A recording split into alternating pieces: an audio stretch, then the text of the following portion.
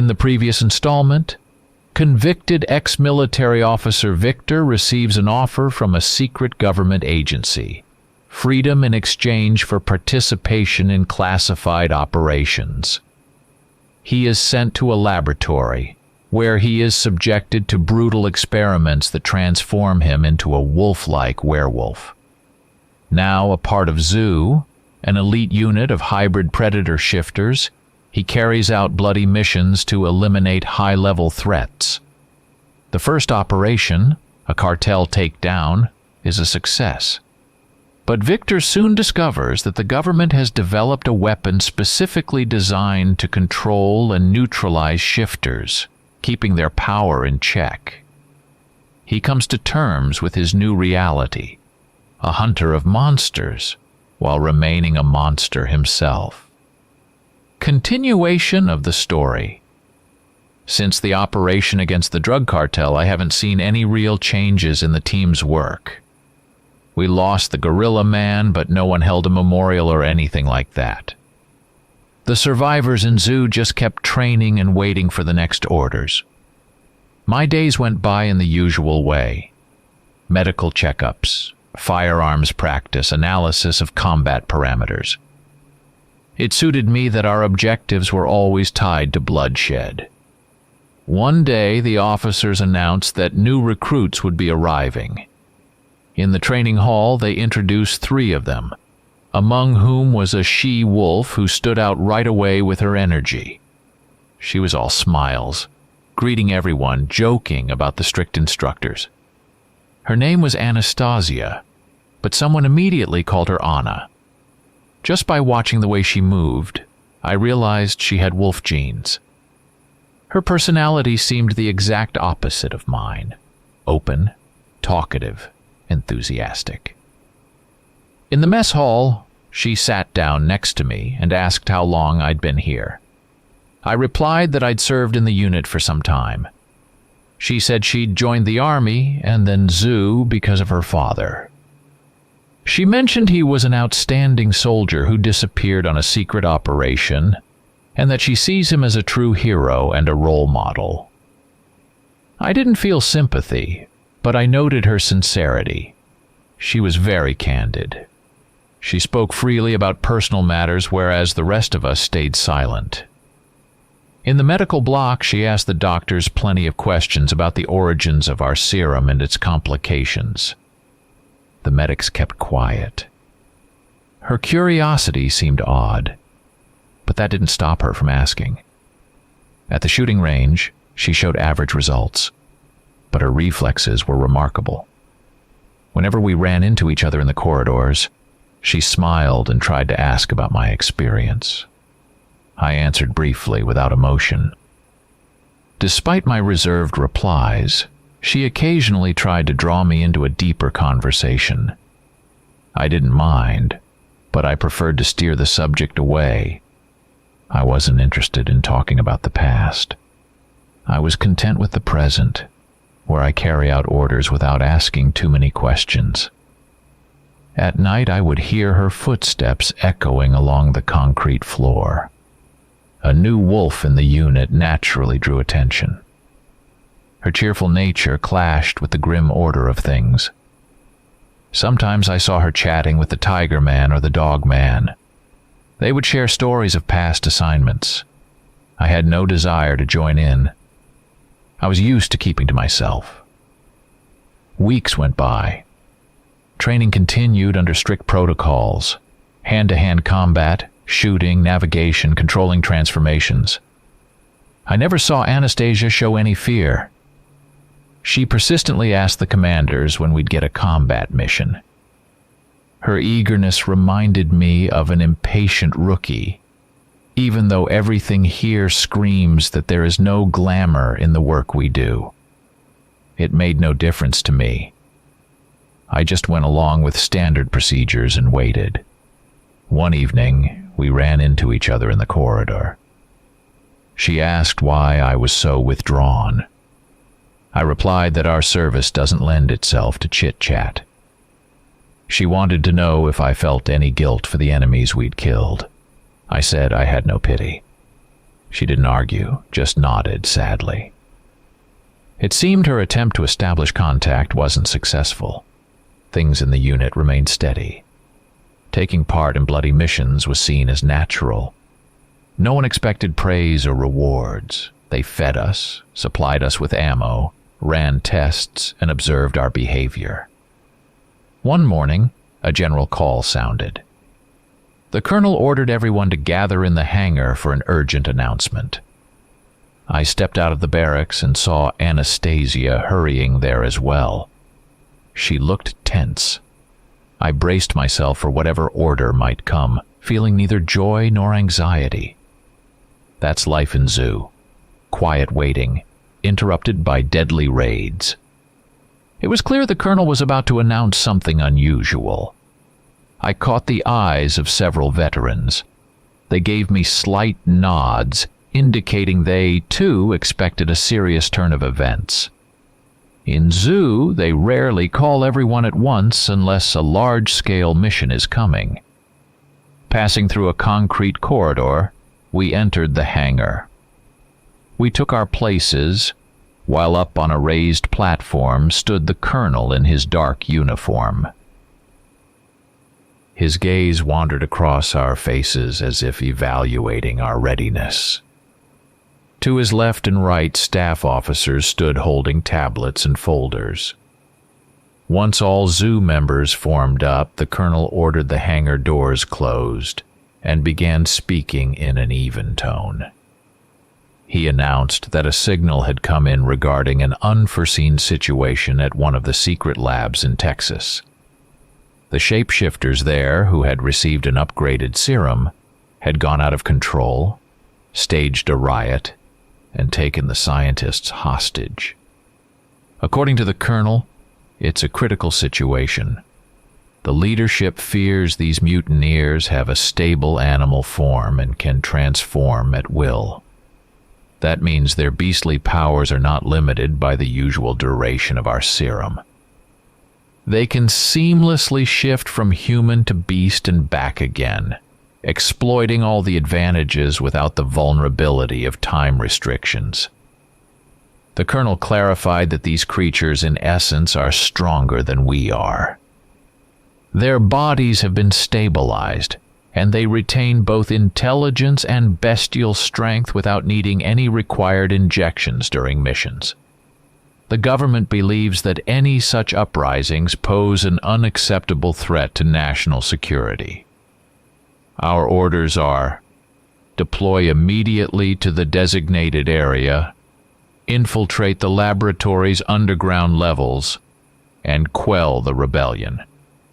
We are to eliminate everyone involved in the mutiny, regardless of the degree of their participation.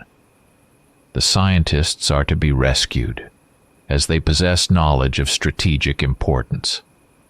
No one wants these enhanced shapeshifters escaping and doing as they please. A heavy silence settled in the hangar. I saw some of Zoo shifting their weight nervously, realizing we were being sent against more advanced adversaries.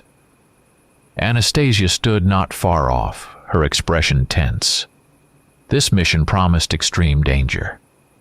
Still, she didn't look frightened, more like resolute. The colonel went on, stating that mercilessly wiping out the rebels was a strict requirement. Officially, no one intends to investigate why they revolted. The government prefers to wipe them out to the last one. After a short pause, the colonel moved on to logistical details. We were assigned a plane with a reduced crew. We'd descend into the underground levels in teams, using covering fire and reconnaissance. He emphasized that these renegade shapeshifters have lightning-fast reflexes, tremendous strength, and rapid regenerative abilities. We can expect them to fight to the death. When the colonel finished, he asked if there were any objections. No one answered. We all understood that refusal amounted to a death sentence. The government does not tolerate disobedience, especially in a unit like ours. The colonel declared that the plane was waiting takeoff in a few hours. The staff officers distributed tablets with a brief layout of the facility. It showed 3 underground levels equipped with independent power and ventilation systems. Access to certain sections requires special passes. The rebellion is said to involve an unknown number of shapeshifters, allegedly at least a dozen, but the exact figure is unclear. Upon hearing that, one of our guys swore under his breath. Facing beings more capable than us in a confined space was not an encouraging prospect. But emotions don't mean much here. The colonel's stern look said there would be no turning back. I simply acknowledged inwardly that they were sending us into the inferno. The mortality rate might be high, but I didn't care. Deep down, I saw it as another opportunity to unleash my beastly power, to let my inner maniac run wild. We dispersed to gather our gear. A few of us exchanged quick comments about our chances of coming back alive. Anastasia moved alongside me. She seemed like she wanted to say something, but kept quiet. I also had nothing to add. The echo of our footsteps filled the hangar, where an urgent sense of departure reigned. An officer's voice echoed from the far end, hurrying us out of the space. 30 minutes later, we were already in the armory, receiving extra weapons, ammo, and tactical gear. The medics prepared the standard serum doses so we could shift into our beast forms at any moment. I checked my equipment: a light tactical vest, a knife, a pistol, a rifle. Anastasia stood nearby with a crate of ammunition in her hands. For a second, our eyes met. You could feel the tension in the air, mixed with a restless anticipation. The flight to our destination took a few hours. The plane flew low, avoiding major populated areas. Below us stretched sparse vegetation, occasional hills, and nearly dried-up riverbeds. We headed southwest, following the coordinates from headquarters. Anastasia sat next to me, holding a tablet with the underground facility's schematics. She compared them to the briefing notes she got from an officer. In the cargo bay were the rest of our group, a bit more than 10 people, including some who had just joined Zoo. No one spoke loudly. Everyone understood a tough mission lay ahead. As we approached a small airstrip, a sudden gust of wind caused the plane to jolt. The pilot warned of a rough landing. The engines roared, the landing gear hit the crude runway, and we skidded along the uneven surface. The scene outside the hatch was a barren landscape. A dry plain dotted with brush, with a couple of low concrete structures about half a mile away.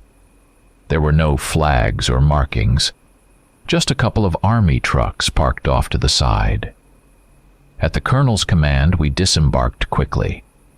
The air was hot and dry, the smell of exhaust mixing with the dust kicked up by our boots. Anastasia adjusted the strap on her shoulder bag of ammunition. I surveyed the area, trying to figure out where our temporary cover might be. The sky was almost cloudless, the sun beating down. The colonel told us to move to the nearest building to get an operational update. We walked across the hard-packed earth for about 200 yards until we reached the entrance. Inside the concrete hangar were mobile command modules. A few people in military uniforms checked our documents and led us to an improvised command post. Maps, radios, and medical kits lay on tables. The colonel exchanged a few words with the local officer, then motioned for me and Anastasia to come over. The officer explained that the complex extends about 100 feet underground, with 3 levels connected by corridors. The upper level is practically empty. Most of the scientists either fled or were killed by the mutineers. The second level is the main site for experiments. The third is considered the technical block, housing generators, storage tanks, and additional labs. Zoo must enter through the main elevator hall, descend to the second level, and clear the corridors. Then we move on to the third level to rescue any surviving staff and eliminate all hostile shapeshifters. The local officer's tone made me uneasy. He stressed they had no precise data on enemy numbers, and the video feed went offline right after the uprising started. There had already been 2 attempts at a breach by hired mercenary teams, both of which ended in failure. Judging by fragmentary reports, the enemies are organized and led by someone with knowledge of the facility's layout. We wasted no time heading to the small camp behind the hangar. There we found vehicles capable of traversing the rugged terrain. The lab was about 2 miles away. We loaded up into a couple of SUVs, securing our gear. Over the radio, the colonel gave the order to move out. The convoy rumbled forward, kicking up clouds of dust. The drive took only a few minutes. Beyond a rise, low concrete buildings came into view, ringed by fencing topped with barbed wire. No guards were on the watchtower. At the checkpoint, the gates had been ripped off their hinges. Claw marks and bloodstains on the walls showed the security detail had been torn apart in an instant. Pulling up to the gate, we set our vehicles in a defensive mode in case of ambush. Some of our fighters checked the perimeter. The silence felt ominous. Anastasia peered out of the vehicle, trying to pick up scents. I did the same, shifting my consciousness halfway into wolf mode. My vision and hearing sharpened, but I still couldn't sense any clear sign of movement. There was a faint smell of blood, but mixed with dust. No precise trails. The colonel signaled, and Zoo moved forward. We crossed the courtyard and reached a heavy door leading underground. Inside, only emergency lights were working, judging by the red flicker. The air smelled of burning, as if electrical wires had been shorted. The bright overhead lights were out, so we switched on our night vision. A few wide flights of stairs led downward. We proceeded in pairs. I went alongside Anastasia, who kept her rifle ready. Below, we heard the drip of water, and the walls were scratched by claw marks. It felt like a trap. After descending about 20 feet, we emerged onto the first level, where half-light reigned. In the corridor lay the bodies of security guards, missing limbs here and there. Shards of glass and broken furniture were scattered around. Anastasia walked past the blood-smeared walls, trying not to linger on the gore. I only noted that the resistance here must have been swift and vicious. We checked a few rooms, finding nothing but chaos and corpses. The colonel curtly stated over the radio that we needed to move deeper without losing time. The door to the second level was secured by an electronic lock. One of the fighters, known as the DOGMAN, pulled out a portable hacking device. For a few minutes he fiddled with the wiring, cycling through access codes on a tiny display. Anastasia scanned a side passage while I covered our rear, finger on the trigger. The silence felt ready to explode, but no ambush came. Finally, the lock clicked, and the door cracked open. The colonel led the way, signaling us to move fast. The narrow space inside reeked of chemical reagents. We entered another corridor with only a faint flicker of light. That's where we ran into our first ambush. 3 mutineers in half-beast form sprang out from around a corner. Their muscles were more developed than usual, and one clearly had wolf traits, elongated muzzle and pointed ears. They attacked our front line immediately, lashing out with claws. 2 of our people managed to fire shots, instantly killing one of the attackers, but the others dove into close combat. We heard gunfire, growls, the crunch of bones. I lunged forward, slamming one of them with my rifle butt, trying to pull him off one of our men, but he fought back with ferocious strength. Anastasia backed me up, firing a burst into the creature's flank. It howled in pain, leaving blood droplets as it retreated. The colonel and the others quickly finished off the third. When the dust settled, we checked the fallen. One of ours had a severe injury. He was dragged to the wall, and Anastasia bandaged his badly wounded arm. The soldier moaned, clearly needing a real medic. The colonel ordered us not to linger. Another ambush could be around any corner. Soon we pressed on deeper into the corridor. The temperature felt higher here. After a few more yards, we entered a large area resembling an operating theater or central lab space. It was filled with lab equipment, either smashed or abandoned. 4 more mutineers were lying in wait, and another fierce battle began. Bullets ricocheted off metal panels, sparks flying from damaged lighting. 2 of our people engaged in hand-to-hand, where massive enemy claws ripped through armor. I noticed right away that these rebels were indeed stronger than anyone we'd faced before. We had to work in tight coordination. Otherwise, we risked heavy losses. Anastasia and I covered the flank, cutting off attackers with short bursts of gunfire. One of the enemies tried to dart behind cover, but the colonel fired several rounds into him without hesitation. The rebel jerked and went still. The rest were quickly taken down. We paused to catch our breath, taking in the sight of their bodies. They looked abnormally sturdy, and some parts appeared mutated. One of our medics managed to snap a few photos to show the scientists later. The colonel reminded us that the main cluster of enemies was deeper inside, on the 2nd level.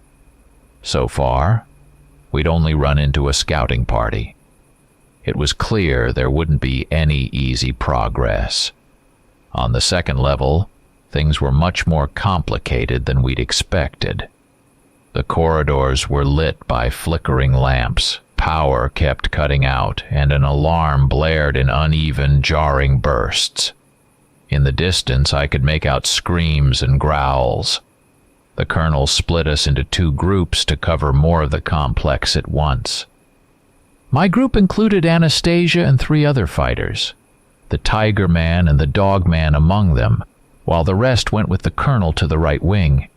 We headed left, coming across long corridors lined with doors bearing lab nameplates. Anastasia and I used our half-wolf forms, enhanced muscles, heightened senses, but not a full transformation. It helped us see better in the dim light, and hear anyone approaching.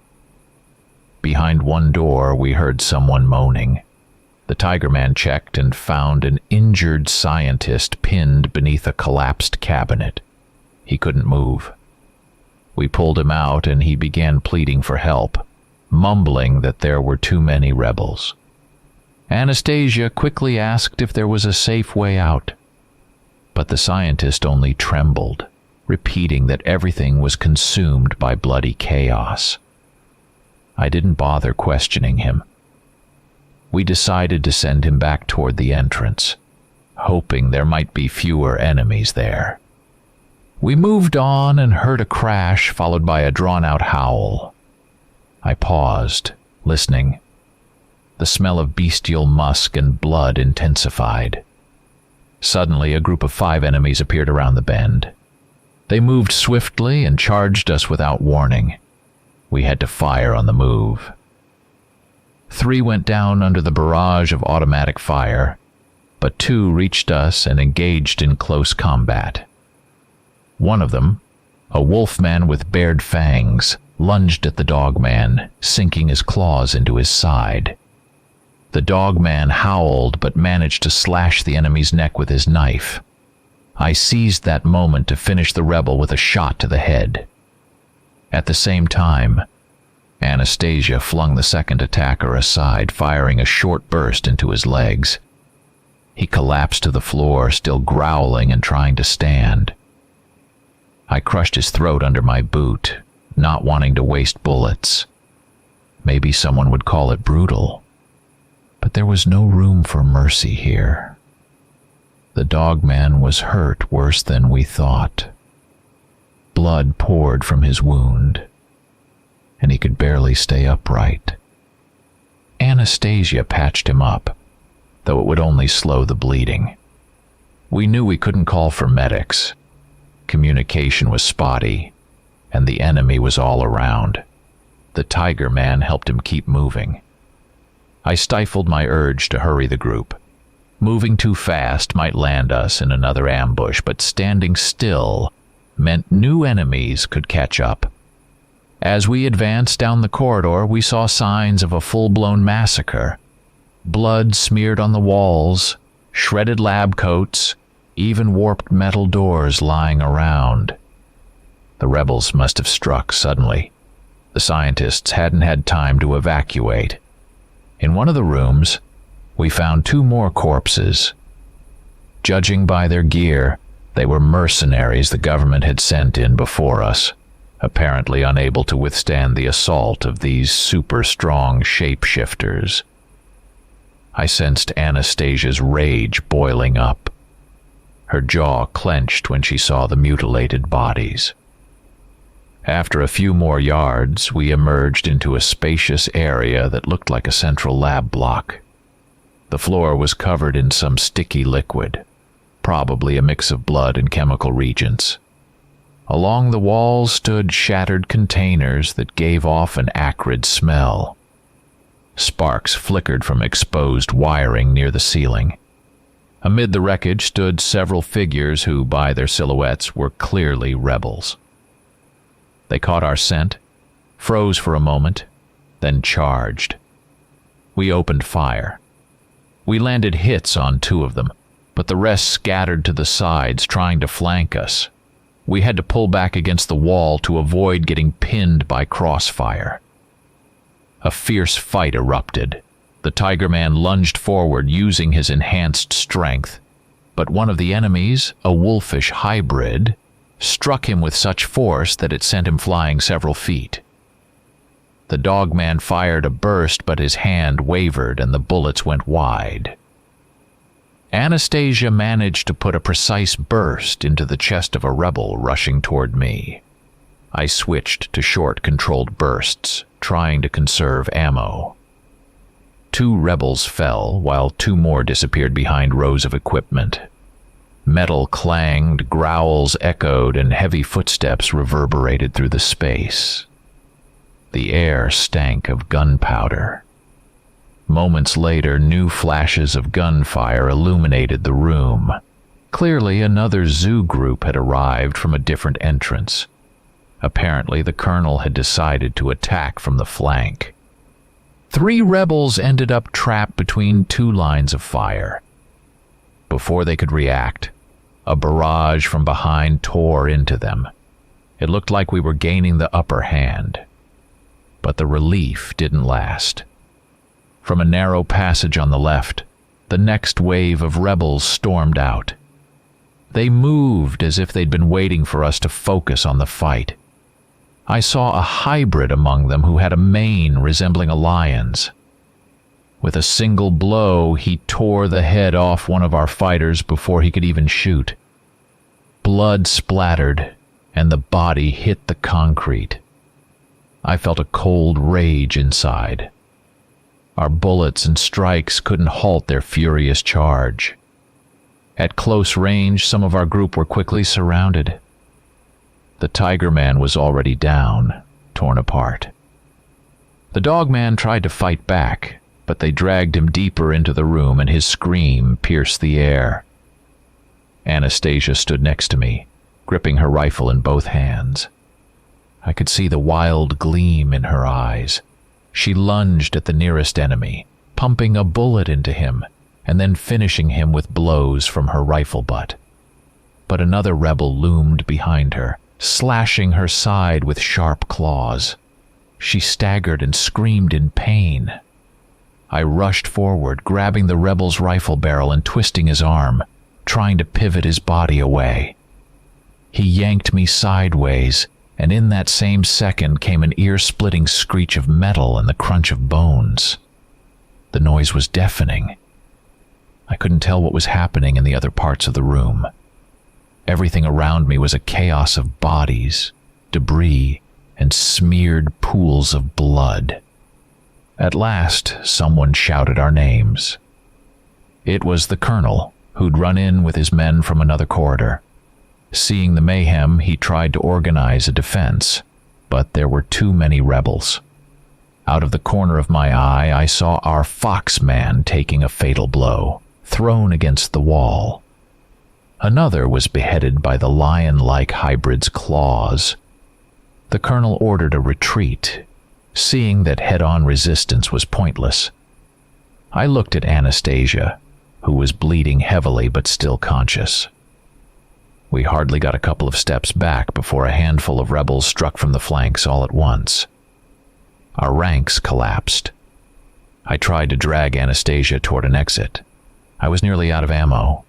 Bodies lay everywhere, our allies, silent or barely stirring. The screams and growls merged into a single roar. A cluster of rebel shapeshifters surrounded the colonel, who kept firing until the end. But then something slammed me from behind and a searing pain shot through my body. Everything went dark for a moment. When I came to, I realized we were tied up and stripped of our weapons. Anastasia lay next to me, breathing heavily, and I couldn't move a muscle. Moans came from different corners. Those were the wounded, still alive. The leader of the rebels stood before us, a towering figure snarling that we too should be kept alive. He ordered his pack not to finish us off. I understood that out of the entire squad, only Anastasia and I had survived. The rest were dead or in their final throes, with no chance of help. Cold fury filled me, but I wasn't panicking. I just knew these rebels were stronger than we'd assumed. Now they wanted us alive, which meant they had some plan we knew nothing about. It took us a few minutes to gather our senses and realize we were in the central chamber of the second level. Our wrists and ankles were bound with rough ropes, and the rebels stood around us, apparently in no hurry to kill. Nearby, several scientists were huddled together, their hands tied with plastic zip ties. One of them was crying. Another stared at the floor with vacant eyes. At the far wall, on a raised section of the floor, stood a large figure. His hair was gray, falling over broad shoulders, and his gaze was heavy and calculating. He looked like a wolf in a partial shift, but carried himself like someone used to giving orders. He told the others to spread out, then stepped forward, making it clear he was no ordinary rebel. Everything about him said he was the leader. I tried to focus my vision and catch details. I heard Anastasia stir beside me, struggling to lift herself. Blood stained her side and she grimaced in pain, but she was still conscious. This werewolf. He locked eyes on Anastasia, narrowed them, and quietly spoke her name.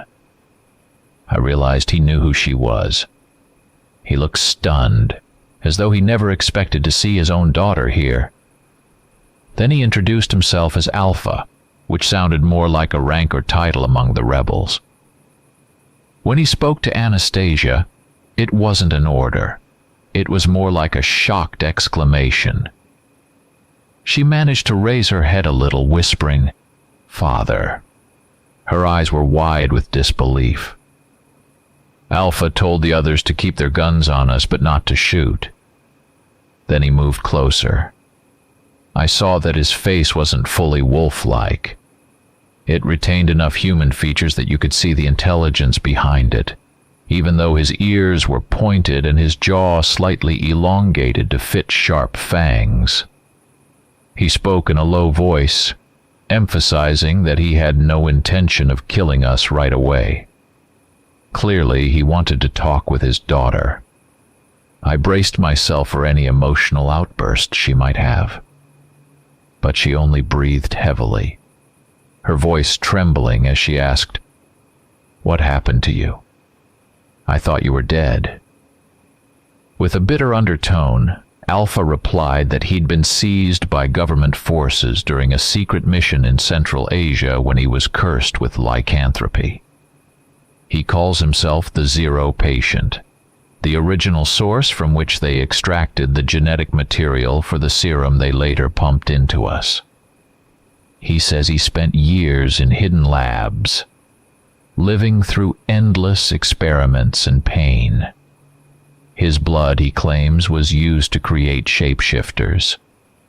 He believes the government sees shapeshifters only as weapons and will eventually eliminate us the moment we're no longer useful. I listened without responding, though I knew some of what he was saying made sense. The government does treat its undesirables harshly. Alpha went on to say he'd managed to escape by staging an uprising, and now he plans to form a free community of shapeshifters, independent of any officials. He views himself as the father of all shapeshifters. He invited Anastasia to join him, offering her the chance to become a true she-wolf if she would reject the government. She didn't answer right away. Clearly she was torn by hurt, shock, and confusion. She still couldn't believe this was the father she'd always considered a hero. Alpha's gaze shifted to me.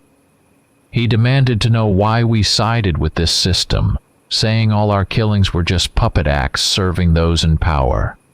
I said nothing. I realized he was partially right.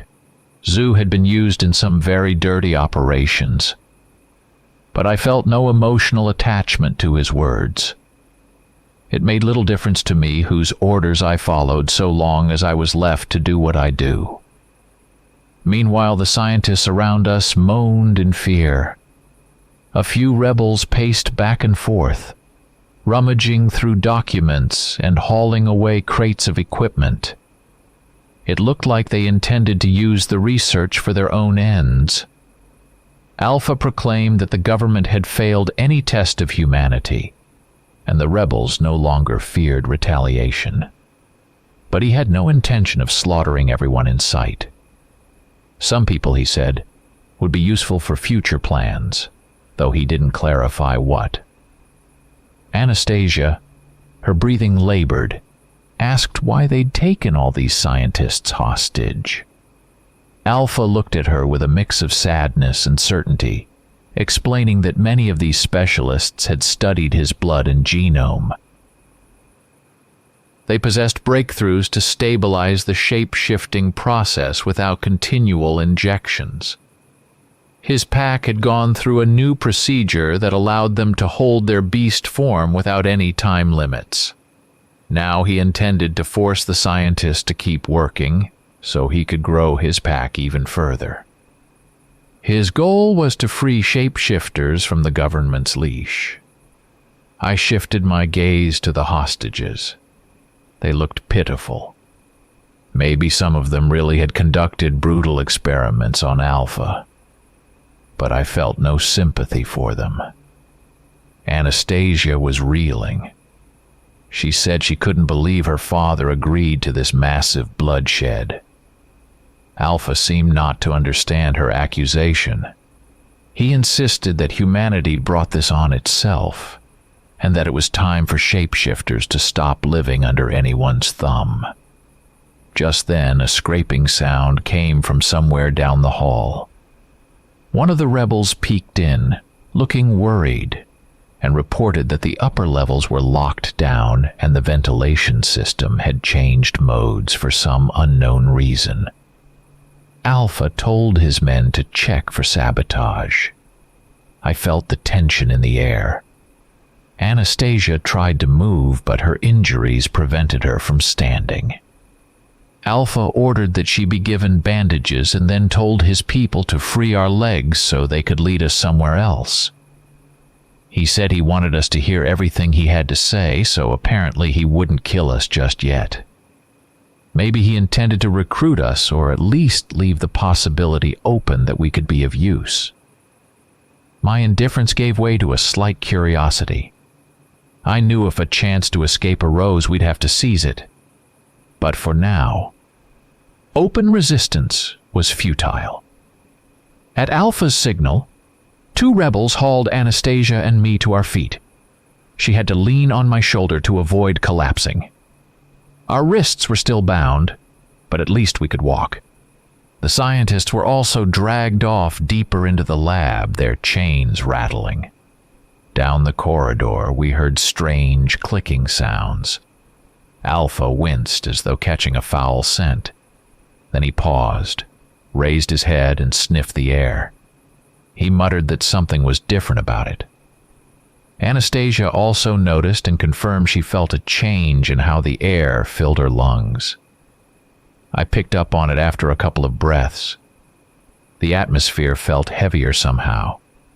A shiver ran through me, though I couldn't tell why. Alpha growled, guessing an emergency system must have kicked in. Panicked shouts came from distant rooms. Clearly, the rebels had realized something was off. Alpha froze in the corridor, trying to sense where the danger originated. He took several deep breaths, then lunged toward a nearby vent cover. He kicked it, only to recoil as if shocked by electricity. I had just enough time to sense the air was different, but there was no smell. It was invisible, yet my lungs began to burn. Next to me, Anastasia was struggling to stand. Her hands trembled and her eyes darted around. The rebels started yelling among themselves, a few of the wolf-like hybrids dropping to their knees, clamping their jaws in an effort not to breathe in too much of the gas. Alpha shouted something about the government deciding to wipe everyone out. Then he rushed to a door leading back to the first level, but it was locked. Not even 2 shapeshifters combined could rip it open. I watched their muscles strain and heard the metal groan, but the locking mechanisms held tight. Coughs and agonized wheezing echoed along the corridor. A few rebels collapsed, gasping for air, some convulsing. The scientists, still in the rebels' custody, started to scream, realizing they were all trapped in the same death chamber. Overhead, we heard a pressurized hiss, confirming that more of the gas was pouring in. Even I felt my lungs seize up, my throat constricting, tears filling my eyes. I tried a shallow breath and felt an immediate surge of nausea. Anastasia sagged against the wall, her face twisted in pain. Alpha slashed at the door in a fury. The metal screeched, but it held. One of the rebels spun around to look for another exit. Suddenly, at the far end of the corridor, flames erupted. The gas was apparently flammable, and sparks from damaged wiring had ignited it. Fire instantly raced across the walls, climbed to the ceiling, and spread through the supports. Heat licked at my skin, the flames roaring like a living creature. I could feel the temperature in the corridor spike sharply. Burning debris rained down from the ceiling, and the walls radiated searing heat. Some rebels, caught before they could retreat, were trapped in the blaze, their bodies igniting and consumed by fire. The sounds of agony echoed through the concrete tunnels. Alpha lunged toward Anastasia and me, trying to haul us out of danger. But every breath became torture. My vision wavered, dancing with red bursts of color. I heard Alpha's anguished roar as he realized the government must have had this fail-safe all along. The moment shapeshifters lost control, a cleanup system triggered a toxic, flammable gas. Anastasia staggered, collapsing nearby, uselessly gasping for air. I tried to stay on my feet, but my knees buckled. My lungs felt as though acid had been poured into them. Everything blurred. Flames raged ahead, and the bodies of werewolves lay motionless. Alpha shouted for anyone still alive to follow him, but most couldn't move. Our clothing smoldered, burns forming on our skin. In desperation, I looked over at Anastasia, but couldn't form any words. The world tilted, and I fell to the floor, feeling the fire creeping closer. Alpha dragged us toward a wall, deflecting falling debris, but his own body convulsed. Everything blurred into a hellish vortex of heat and choking fumes. A blinding light flashed before my eyes, then darkness. The last thing I saw was the fire licking out from the ruined ceiling, and Anastasia's pale face hovering near unconsciousness. I was sure that was the end. I came to, jolted by a scorching pain in my arms and shoulders. They were bound by heavy chains, fastened to a wall.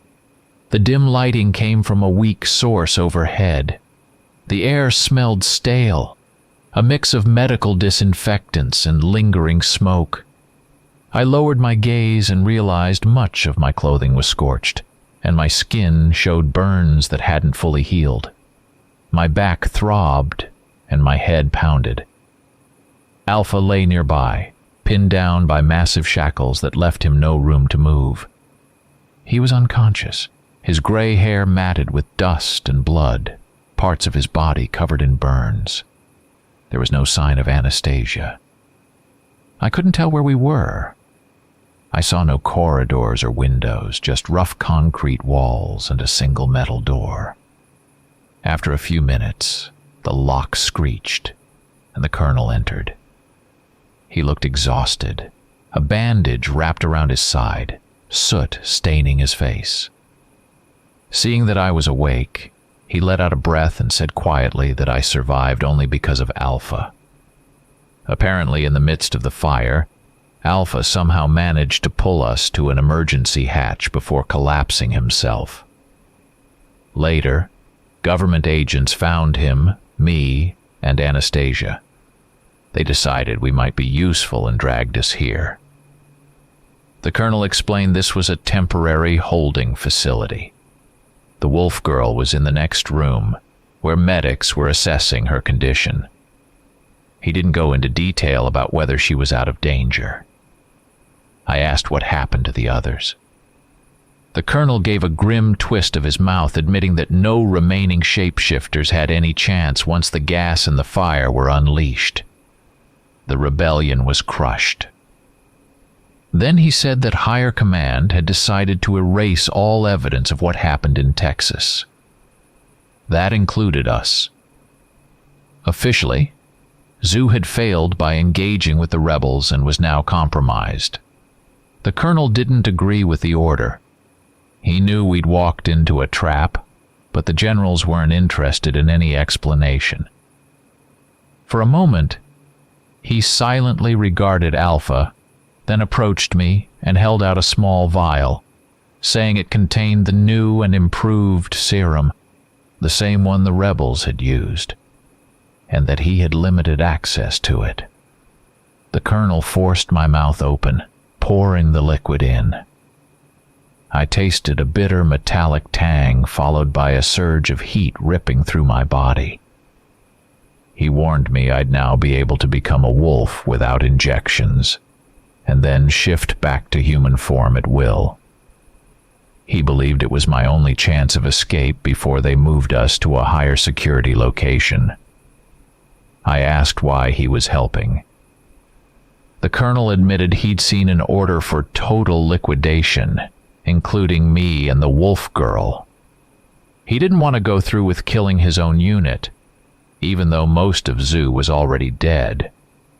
He felt that I, as a seasoned fighter, and Anastasia, as Alpha's daughter, deserved a shot at survival. He added that he despised the generals' maneuvers, their willingness to discard even their own soldiers. He himself risked charges of treason by helping. He bent down to check Alpha, noticing the faint, labored breathing that meant he was still alive. The Colonel's plan was for me to get Alpha out of here. He unlocked my restraints but didn't touch Alpha's chains yet. I struggled to move my arms, every burn protesting at the slightest shift. The Colonel handed me some keys, urging me not to waste time. The door to this makeshift cell was locked from the outside, but he could open it a crack and lure the guards off under the pretext of checking documents. Leaning against the wall, I surveyed the room. It was a bare-bones prison setup, wires dangling from the ceiling, all concrete and gloom. The Colonel repeated that we only had a brief window before heavier reinforcements arrived. My body still felt weak, but I sensed the new serum flowing in my veins, flushing away some of the pain. I felt that beast-like energy beginning to stir. Different from the old injections, no extra trigger needed, the transformation now within easy reach. The Colonel promised he'd take me to the Wolf Girl once we escaped this chamber. Then he vanished, leaving the door cracked open. I realized it all fell on me. I had to get out, bring Alpha, find Anastasia, and escape before the upper brass made good on their kill order. Freeing my hands, I took the key to Alpha's chains. It felt heavy, as though crudely forged on purpose. I approached the fallen shape-shifter, taking in his burns. He was breathing in fits and starts, but still alive. I unlocked his shackles and tried to pull him upright. He groaned, opened his eyes for a second, but couldn't speak. It was clear I'd be dragging most of his weight. Outside, I heard muted footsteps. I froze, hoping the Colonel was distracting the guards. When the corridor went quiet, I eased the door open.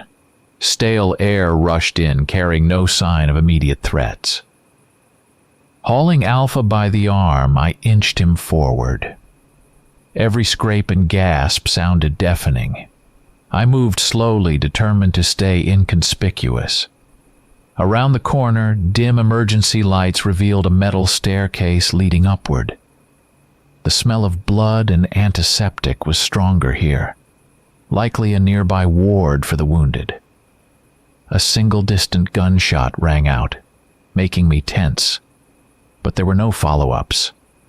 Probably the Colonel was drawing the guards' attention to give me time. My own footsteps echoed in my ears. Alpha was almost dead weight, slipping from my grasp when I tried to lift him.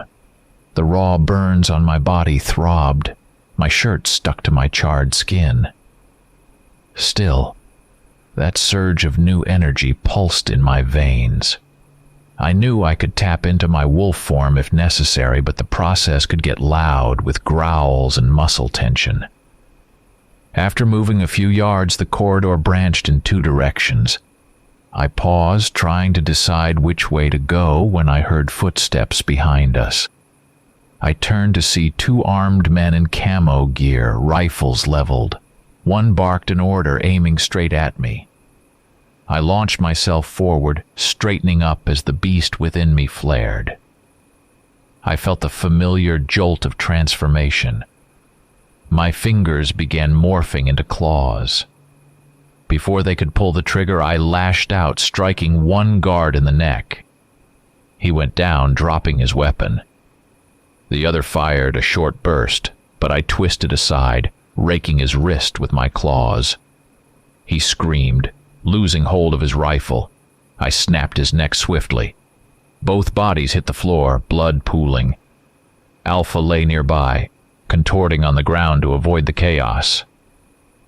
Once the fight ended, I hoisted him up again and moved on. Staying silent was no longer an option. Gunshots echo in concrete. Others would surely come. I scooped up one of their rifles, checking the ammo. Only 5 rounds left in the magazine, but it was better than nothing. We got to a door, marked medical ward. The antiseptic smell was stronger here, and I figured Anastasia was close by. Muffled voices came through from inside. I propped Alpha against the wall so he wouldn't collapse, then peeked through a narrow gap. 4 people in medical masks, likely staff, and 2 men in military uniform were in the room. In the corner, on a bed with high rails, lay a young woman. I recognized her immediately. Anastasia, with bandages wrapped around her side. She looked pale, but not beyond hope. Taking a steadying breath, I readied myself for another fight. My head still swam, but I knew I had to act fast. I shoved the door open, aiming the rifle and firing a short burst at the 2 soldiers. Both went down. Someone in a lab coat shrieked and threw themselves against the wall. Before they could press any alarm button, I had already crossed the room, hissing at them to stay put. None resisted. I went over to Anastasia and touched her neck. Her pulse was weak, but steady. Her eyes fluttered open. She tried to speak, but only managed to grip my hand. I lifted her in my arms. The serum's energy helped me manage her weight despite the pain from my burns. We got back to the corridor and Alpha lifted his head, letting out a rasping sound of relief when he saw his daughter. I knew the next step was finding an emergency exit. Yells and footfalls echoed in the distance. Clearly an alarm had been raised. We headed for the staircase I'd noted earlier. After climbing a couple flights, I saw more troops waiting at the top. 4 men had taken position near the exit door, rifles at the ready. There was no sneaking past them. I rested Anastasia on a step, propping Alpha beside her so they wouldn't fall over, then prepared to storm the position. In wolf form, my reflexes were quick. I darted ahead, squeezing off a short burst from the rifle, taking out 2 of them. The others reacted, returning fire. Bullets tore into the walls, spraying shards of concrete. I lunged again, dropping to one knee, burying my claws in the chest of the nearest guard. His scream died instantly. The 4th managed to burst at my side, but it only glanced off my ribs. Pain seared through me, but I twisted and slashed his throat. His blood splattered across his vest. The noise echoed up and down the stairwell. Time was running out.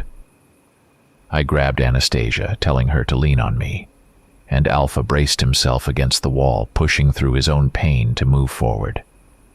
We passed through the door into a small hallway that led to a sort of parking area. There, I heard the colonel's voice calling out, indicating a vehicle was waiting in a loading bay. He yelled that we had only minutes before a specialized team arrived, armed with gear that could take us all down easily. We reached that garage-like bay, where a military SUV stood waiting. The colonel was already at the wheel, but stepped out to help us load the injured into the back seat. I climbed in next to him, clutching my rifle, uncertain of what we'd find outside. As we drove, the gate creaked open under the shriek of alarms. Soldiers came running across the inner courtyard. One of them opened fire, bullets pinging over the SUV's roof. The colonel stomped the accelerator, ramming through a fence and barreling onto a dirt road at full speed. Sure enough, the pursuit began at once. In the mirror, I saw an off-road vehicle take off after us. The colonel said there was a checkpoint about a mile away, and if they caught us before we reached the turn, we'd have no choice but to fight. I didn't respond. My hands were trembling from pain and exhaustion. Anastasia moaned from the back seat, while Alpha pressed her hand to his chest. The air reeked of blood. In the cramped space, I heard Alpha's low growls as he battled his wounds, trying not to black out. The vehicle jolted violently over the uneven road, dust blowing through the windows, making it hard to see. The colonel glanced at me from time to time as if to gauge my readiness to keep fighting. Finally, we broke past the facility's perimeter, tearing along a country back road, the pursuers still hot on our trail. Alpha and Anastasia lay in the back, breathing heavily. The colonel kept the accelerator floored, but the rough terrain wouldn't let us go full speed. In the rearview mirror, I saw the enemy vehicle drawing closer. Someone leaned out with a grenade launcher. The colonel tried to push the SUV faster, but we hit an even bumpier stretch of road. The wheels skidded on a slope and the SUV lurched sideways, scraping over a massive rock. We lost traction, the vehicle tilting until it crashed onto its side with a thunderous impact. We slid several yards over the hard ground in a screech of metal. My head spun. When I could see straight, I realized we were on our side, the engine dead. The colonel, still behind the wheel, looked like he'd taken a blow to the chest. Alpha and Anastasia had spilled out of the back door, which had flung open on impact. Luckily, they weren't pinned under the wreck. I crawled out, my shoulder flaring with pain. My vision wavered, but I could still move. About 100 feet behind us, the pursuing vehicle had stopped. Soldiers in full gear were climbing out. I knew we had precious little time. The colonel propped himself against the SUV, raising a pistol, then glanced at me. He said he couldn't run any farther. He pointed to a strip of forest maybe 100 yards north, indicating I should take Alpha and Anastasia there. I hesitated, not wanting to leave him behind, but he repeated in a firm voice, "Go. Now, before it's too late." Alpha, clutching his side, tried to stand. Anastasia was beside him, unsteady but determined. I nudged them both in the direction of the trees, realizing the colonel would be our only shield against pursuit. He remained near the overturned SUV, pulling a grenade from his belt and checking the pin. I muttered something about it being futile, but he insisted he wanted to buy us time. He had nothing left to lose. The moment he disobeyed that kill order, his fate was sealed. Lingering any longer was too risky. I understood we'd be cut down instantly if we stayed. Supporting Alpha and Anastasia, I headed into the low trees, trying to vanish among the foliage. Behind me, I heard the soldiers shouting commands, a few mocking jeers, and then gunshots. I glanced back just in time to see the colonel leaning against the SUV tire, firing at the enemy. Bullets whistled overhead, leaving him no path of retreat. He'd made his choice. I pushed on, helping Alpha and his daughter away. Suddenly, an explosion rocked the air, and a burst of fire lit up where the overturned SUV lay. The colonel must have detonated a grenade or the fuel tank, trying to take out as many pursuers as possible. I couldn't tell if any of them had survived. All I knew was that it gave us a small window to escape. We forced our way into denser brush where the trees and undergrowth would slow any vehicles behind us. The ground was damper, a musty smell of decaying leaves in the air. Alpha stumbled a couple of times, nearly falling, but I caught him using my uninjured arm. Anastasia clung to me, wincing with every step, her expression a mix of pain and resolve. Gunfire and explosions continued to echo in the distance. Clearly, the colonel wasn't going down easily, distracting their main force. After we'd gone a few hundred feet, the noise began fading. Soon we could see nothing but tree trunks and tangled branches. The road was no longer visible. Though the soldiers might still come after us, it would be much harder to track us in wild terrain. I realized the Colonel had sacrificed himself to give us a chance. He hadn't done it for thanks. He did it so some remnant of Zoo might survive. Inside, I felt a cold acceptance. There was no going back for him. My priority now was getting Alpha and Anastasia out of danger. We slowed once we felt the pursuit was at least out of earshot. I set Alpha down on a fallen log so he could catch his breath. Anastasia sank to her knees beside him, clutching her injured side. Our clothes were soaked with blood and sweat, our faces caked in soot and grime. We were wounded, exhausted. The forest stretched on, offering refuge. But for how long, we didn't know. We kept going for miles, weaving deeper into the woods until it was clear there were no roads or buildings ahead. This forest extended north into sparsely inhabited land. Alpha walked unsteadily at my side, Anastasia on his other side, holding his arm. We navigated by the thin shafts of sunlight that slipped through the canopy. Near evening, we came across a small stream. The water was murky, but we had no choice. We cupped it in our hands to quench our thirst. Peering at my reflection, I saw a gaunt face, hair matted with dirt, and weary eyes. I'd never cared much about my appearance, but now I looked more wretched than I had in prison. Anastasia helped lower Alpha onto the damp ground. He could barely stay conscious. His wound still bled, though some had started healing thanks to the werewolf metabolism. She seemed lost, still grappling with the realization that her father was alive, but that both of them had been condemned to exile. Surely by now the government's records listed all three of us for termination. I sat across from them, leaning against a tree, listening to the forest, the wind's whisper, the rustle of leaves, an occasional bird call.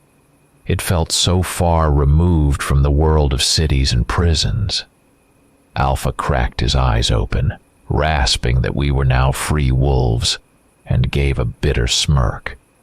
He mentioned he'd lost his pack, his lab, his grand schemes, but at least he was out from under the government's thumb. Anastasia spoke softly, saying she was grateful he was alive, though it would take time to forgive the lives he'd sacrificed trying to forge a new breed of free shapeshifters. She was still racked by pain and mental exhaustion, forced to accept that her old life was gone forever. Looking around, I knew our future was murky. We had no weapons, limited strength. Government squads could start hunting us at any moment. Alpha raised his gaze, saying he'd fight if they found us. But he admitted it would be dire. He had no resources left. He brushed a hand over the burns on my shoulder, telling me I'd have to reconsider my own role now. I replied bluntly that I didn't care anymore. I'd grown too used to killing. Now I'd do it without official orders, likely becoming a true outcast. Alpha suggested heading north, avoiding cities. I didn't argue. I didn't much care where we went as long as I wasn't back in the government's clutches. We spent the night by the stream, huddled under thick branches. That night I heard Alpha and Anastasia breathing heavily, restless in their sleep, still in pain from their injuries. I couldn't shut my eyes. My thoughts spun around how quickly the government had abandoned its own special operations project, how easily we were all erased, and how they'd killed the colonel for daring to go against them. At the first hint of dawn, we got moving again, pressing on deeper into the woods. Alpha led us north, Anastasia at his side, glancing my way from time to time as if to make sure I was still willing to come along. I offered no resistance. I had no reason left to serve anyone. My beastly side could now live unfettered. I knew we might end up targets for bounty hunters or agents someday, but we had no choice. We vanished into the thickest parts of the forest, where the trees closed in around us. Beyond lay unknown trials, more hunts and battles, perhaps even rare moments of peace. But at least this time we'd face them with no chains, no orders, and no illusions.